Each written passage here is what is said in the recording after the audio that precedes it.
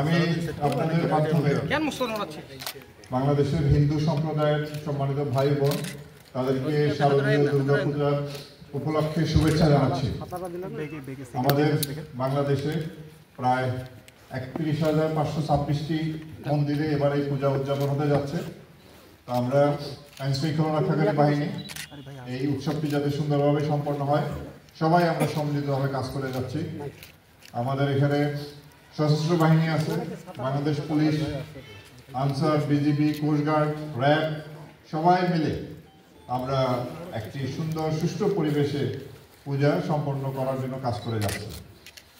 আমরা আশাবাদী যে পূজা উদযাপন কমিটির প্রতিটি মণ্ডপই তাদের নিজস্ব পাহারার ব্যবস্থা আছে। সার্বক্ষণিকভাবে 24 ঘন্টা দিন রাতে সেখানে পাহারা দেওয়া হচ্ছে। আমরা আইন শৃঙ্খলা রক্ষাকারী বাহিনীও আজকে থেকে মোতায়েন হয়েছে এবং 28 তারিখে শুভ ষষ্ঠীর মাধ্যমে এই পূজার উৎসব শুরু হবে এবং 2 তারিখে বিসর্জনের মাধ্যমে শেষ হবে। আমরা আশাবাদী আমরা সবাই মিলেমিশে সুন্দরভাবে এই পূজার এই উদযাপন আমরা মিলেমিশে করব। কারণ আমাদের দেশে সবসময় হিন্দু সম্প্রদায়ের দুর্গাপূজা, মুসলমানদের পবিত্র ঈদ, খ্রিস্টানদের বড়দিন বেশ আড়ম্বরভাবেই পালন হয়, সুন্দরভাবে পালন হয়। তারই ধারাবাহিকতায় এবার এই পূজা উৎসব সুন্দরভাবে পালিত হবে বলে আমরা আশাবাদী। তবে দুঃখজনক হলেও সত্য যে আমাদের দেশের কিছু অসুস্থ মন মানসিকতার লোক, কিছু কাপুরুষ গোপনে বিভিন্ন জায়গায় একটা সমস্যা তৈরির চেষ্টা করে। এই যাবৎ বাংলাদেশে প্রায় 14-15টি জায়গায় ঘটনাটি ঘটেছে। আমরা প্রতিটি ক্ষেত্রে আইনগত ব্যবস্থা নিচ্ছি।